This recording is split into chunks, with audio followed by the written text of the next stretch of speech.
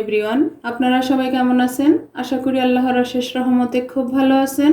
আমিও আলহামদুলিল্লাহ ভালো আছি। তো আজকের রেসিপি দেশি মুরগির কষা। একেবারে একটা ছোট্ট বাচ্চা মুরগি নিয়ে নিছি। এই যে এখানে আমি এটাকে কেটে ধুয়ে পরিষ্কার করে রেডি করে রাখছি। এখন এর জন্য একটা মশলা নিয়ে নিব।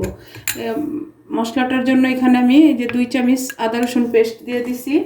আর এখন একে একে সবগুলি মশলা এখানে দিয়ে দিব। 1 চামচ দিব হলুদ গুঁড়া, এই যে 1 চামচ দিব মরিচ গুঁড়া। আর মরিচটা তো যার যার টেস্ট অনুযায়ী দিবেন, যে যতটুকু ঝাল খান। আর এখন দিব একেবারে ঘরোয়া উপকরণ দিয়ে আজকের এই মুরগির কষাটা আমি রান্না করব। তো এই কষাটা খেতে কিন্তু কষা মাংসটা খেতে অনেক ভালো লাগে। এখন দিব 1 চামচ ধনে গুঁড়া,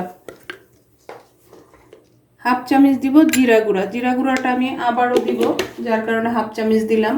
1/2 চামচ দিব আমি গরম মশলা গুঁড়া। এখানে আমি এই মশলাটা বাসায় বানিয়ে নিছি, এই যে দিয়ে দিলাম। এখানে আস্ত কিছু মশলা অ্যাড করা আছে। এখন দিব স্বাদ মতো লবণ, এই যে দিয়ে দিলাম। এখন এই মশলাটাতে সামান্য একটু পানি দিয়ে মশলাটাকে আমি প্রথমে গোলায় নিব। আমরা যখনই এই দেশি মুরগি বা এরকম বাচ্চা মুরগি কষাবো, তখন কিন্তু আমরা এইভাবে মশলাটা একসাথে মিক্স করে নিলে ওই রান্নাটা অনেক ভালো হয়।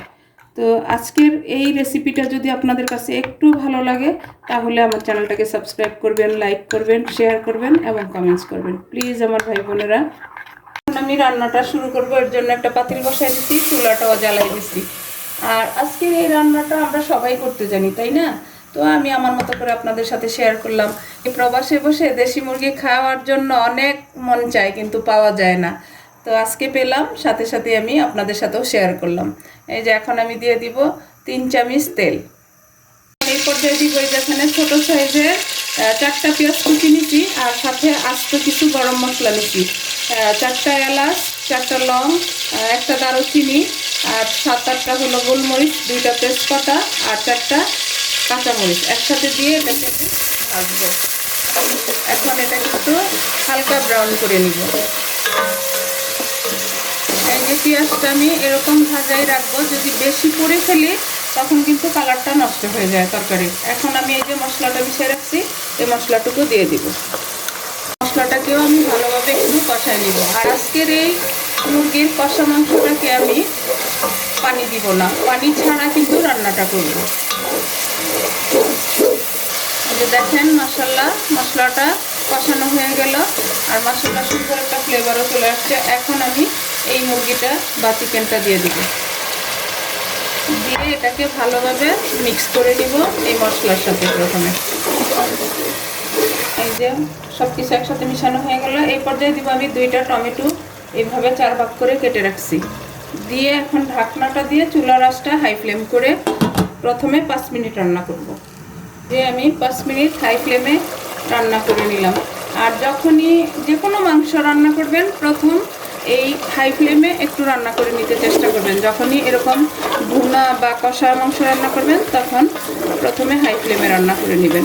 এই যে দেখেন মাশাআল্লাহ কালারটা কি হয়েছে, অনেক সুন্দর লাগতেছে। আর যারা ফেসবুক পেজ থেকে দেখতেছেন, প্লিজ আমার ভাই বোনেরা আমার পেজটাকে লাইক, শেয়ার, কমেন্টস করে দিবেন। এখন এটাকে আমি ঢাকনা দিয়ে একেবারে লো করে দিব। লো করে আমি আরও 15 মিনিট রান্না করব। এই তো হয়ে যাবে রান্নাটা, একেবারে ইজি আজকের এই রেসিপিটা। এই যে আমি 15 মিনিট পরে আসলাম। মাশাআল্লাহ মাশাআল্লাহ আমার দেশি মুরগি কষাটা হয়ে গেল।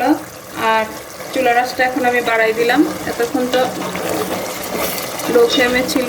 এই যে দেখেন মাশাআল্লাহ মাশাআল্লাহ এত সুন্দর সেন্ট আসতেছে।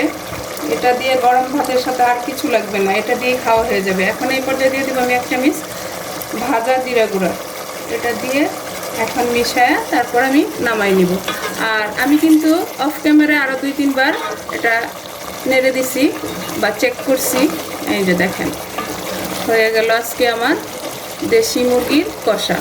তো এখন এই কষা মাংসটাকে আমি নামাই নিব। নামায় সার্ভ করে আমি আপনাদের সাথে শেয়ার করতেছি যে আজকে আমার দেশি মুরগির কষাটা রান্না কেমন হয়েছে। এই যে দেখেন মাশাআল্লাহ মাশাআল্লাহ দেখতে যেমন লোভনীয়, খেতেও তেমনি টেস্টি হয়েছে আজকে আমার দেশি মুরগির কষাটা। এই কষা মাংস দিয়ে গরম ভাত, আর টুকরা লেবু আর এক টুকরা শশা থাকলে আর কিচ্ছু লাগবে না। কিন্তু সবচেয়ে দুঃখের বিষয়, আমার বাসায় কিন্তু আমার ছেলে মেয়েরা এই দেশি মুরগি খায় না। ওরা খায় না যেহেতু ছোটবেলা থেকেই এখানে বড় হয়েছে, ওদের জন্মই তো এখানে। যাই হোক, অনেক কথা বলে ফেললাম। তো আজকে আমার এই দেশি মুরগির কষা রান্না করা শেষ হয়ে গেল। আমি আপনাদের কাছ থেকে বিদায় নিব, আবার নতুন কোনো রেসিপি নিয়ে আসবো। আল্লাহ হাফেজ।